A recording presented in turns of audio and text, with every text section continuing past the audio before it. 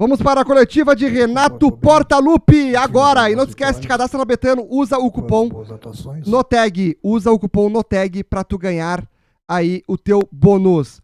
Tamo junto? Bora lá, link no comentário fixado. Bora para a coletiva.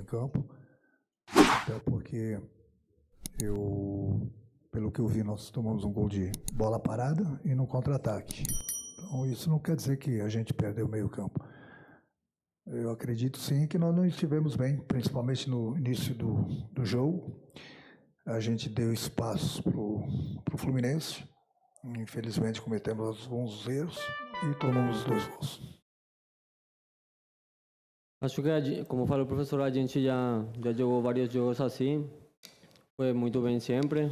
Hoje tomamos 2 gols por falha nossa e o futebol se decide em detalhes. Assim que acho que a derrota passou por isso.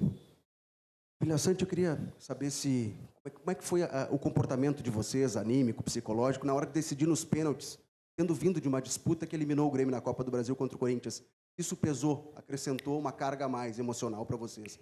Renato, o meu questionamento é sobre a escolha do Cristaldo começar no banco de reservas. Na última entrevista coletiva, se justificou a saída do Gustavo Nunes porque ele estava sendo negociado. O Gustavo Nunes até confirmou isso agora na saída de campo. O Cristaldo no banco é uma decisão estratégica ou tem algo por trás, algo que pode estar também encaminhando uma saída do Cristaldo? Não tem saída não. Tem lugar nenhum, é decisão do treinador mesmo. Eu falei para vocês, gente, nós jogamos alguns jogos com 3 zagueiros, nós fomos muito bem.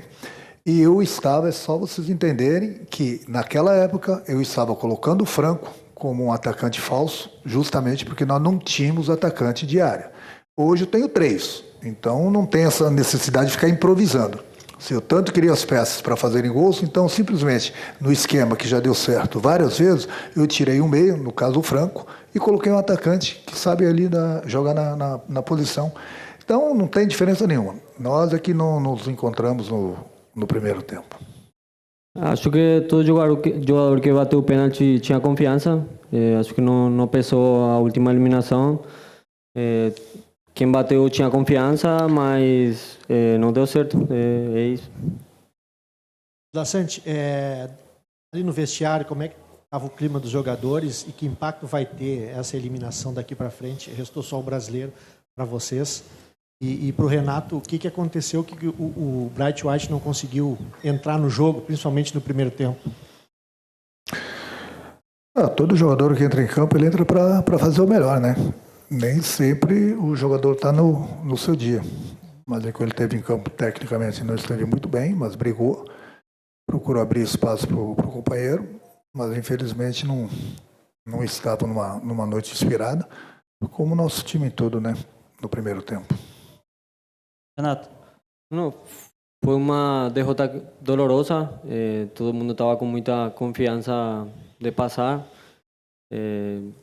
Infelizmente a gente ficou fora. Dói muito, mas a gente não pode deixar de focar no brasileiro, que ainda estamos numa situação difícil e temos que colocar o Grêmio onde merece estar. Renato, boa noite. Gostaria que você explicasse o porquê que o Diego Costa e o Nathan Fernandes eles não ficaram como opções no banco de reservas. E o Vilhaçante, se puder me explicar ali que teve uma confusão durante a cobrança de pênalti entre os jogadores do Fluminense e do Grêmio, se isso pode ter impactado de alguma forma para o Grêmio. O Diego Costa praticamente jogou quase que os 90 minutos diante do Bahia.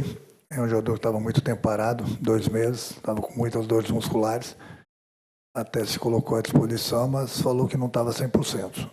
Então, seria muito arriscado. De repente, se o Márcio sofresse algum tipo de lesão no início do jogo, colocar o Diego, seria um risco muito grande, já que ele estava com as dores musculares muito fortes. Quanto o Diego, então, foi isso. E o Nathan, o meu grupo é grande. Hoje eu tenho bastante opções. Eu falo sempre para eles, aproveitem as oportunidades. Eu não posso levar todo mundo para o banco. Eu levo de acordo com aquilo que eu acho que eu vou precisar durante a partida. Essa briga que aconteceu ali, acho que é normal, acontece sempre dentro do campo e acredito que não influiu nada nas cobranças dos pênaltis. Foi só isso. Renato, no jogo contra o Corinthians, você colocou o Edenilson no final da partida para bater o pênalti. ele acabou errando naquela ocasião. Hoje, novamente, uma mudança que o Natan entra no final da partida e ele erra o pênalti também, curiosamente, o segundo. E aí, depois para frente, o Grêmio perde as penalidades. Talvez não era o momento de colocar um pouco antes os jogadores para não entrarem tão frios na partida e acontecer isso de ser um dos primeiros a bater e errar a cobrança. Como é que foi esse entendimento para colocar o Natan na partida de hoje, assim como o jogador ele fica aquecendo o tempo todo. Ele aquece antes da partida, ele aquece no intervalo do jogo e fica aquecendo durante o segundo tempo também. Então nenhum jogador entra frio, o jogador entra quente. O jogador entra quente. Então, ele bateu, procurou fazer o gol, infelizmente ele errou. Agora não vamos dar a desculpa que o jogador estava frio, porque hoje em dia no futebol não existe. A todo momento o jogador está se aquecendo. Renato, aqui no teu canto esquerdo. Eu gostaria de entender a tua ideia inicial na escalação. Tu decidiu tirar os 2 meias que o Grêmio tem no elenco, o Monsalve e o Cristaldo. Curiosamente, os jogadores que vinham com um desempenho, vou dizer, interessante dentro das últimas partidas. O porquê dessa decisão e o porquê colocar um time, e quero te pedir desculpa pela palavra, tão acadelado no primeiro tempo, tão recuado, aceitando tanto o jogo do Fluminense, por que não jogar como o Grêmio na noite de hoje? Porque no primeiro jogo contra o Fluminense a gente jogou com 2 zagueiros e a gente deu bastante espaço para o time do Fluminense, coisa que não poderia acontecer hoje. A gente tinha que ser mais malandro, essa que é a verdade, durante o primeiro tempo, porque a gente não tomasse aqueles 2 gols. Aí você fala que o Miguel e o Franco são bons jogadores, ele vem se apresentando bem, eu concordo com você. Aí você fala que o Soteldo e o Martin não vêm bem, então. Bom, então quantos jogadores eu coloco em campo? Bom, então vem no meu lugar. Pega o apito, vai na beira do campo, pede lá para o Guerra para ele te dar um emprego. Aí você faz o que bem entender. Enquanto eu estiver lá, você só faz as perguntas e eu respondo para você. Renato, Cícero Melo, nas Disney e ESPN, eu sempre brinco contigo, mas hoje, por respeito ao profissional, eu entendo que uma eliminação é dolorosa do jeito que foi, vou só fazer a pergunta simples. Renato, você construiu uma vantagem, que era boa, o empate do campo do adversário é uma vantagem. Mas você perdeu essa vantagem, seu time perdeu em menos de 27 minutos, não só perdeu a vantagem, como o Fluminense reverteu a vantagem. Eu imagino como é que é na cabeça de um treinador, jogando num estádio com 50 mil torcedores quase adversários, ter que ir para o intervalo, tendo que mudar o jogo novamente, e você conseguiu, porque o Grêmio jogou melhor, pelo segundo tempo merecia um resultado melhor, e aí a disputa vai para os pênaltis. E nos pênaltis, a gente sabe que não depende mais do treinador, não depende mais de tática, depende de outros fatores, concentração, treinamento, tudo mais. Eu queria saber como é que você encara essa eliminação diante de tudo isso que eu relatei, essas alternâncias durante o jogo. Boa noite. Boa noite, Cícero. Nós tínhamos um esquema de jogo que, infelizmente, nós não entramos tão atentos como nós deveríamos, e aí a gente pecou pelos nossos próprios erros nos primeiros 45 minutos, e você colocou bem, nós tínhamos uma vantagem, praticamente entregamos a vantagem, e o adversário soube se aproveitar e conseguiu aquela vantagem que nós tínhamos. Nós acertamos algumas coisas no intervalo do jogo, melhoramos, buscamos, fizemos o gol, e infelizmente fomos para os pênaltis, e infelizmente, mais uma vez, nós fomos eliminados. Obrigado, Renato. Obrigado, Vila Sante. Obrigado, pessoal. Muito bem, ouvimos aí por... E foi essa a coletiva de Renato Portaluppi.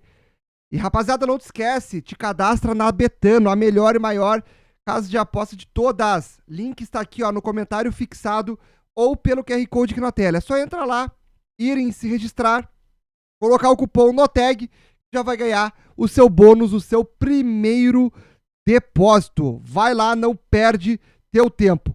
E também amanhã teremos às 19h30 Luiz Mário, ex-jogador do Grêmio, ex-jogador do Corinthians, o Papaléguas. Estará no Papo Copeiro, 19h30, para todos estarem aí comentando diretamente na live, que a gente vai fazer perguntas para ele. Vai ser uma live bem interessante. E, inclusive, vamos falar também sobre essa eliminação do Grêmio amanhã, 19h30, lá no Papo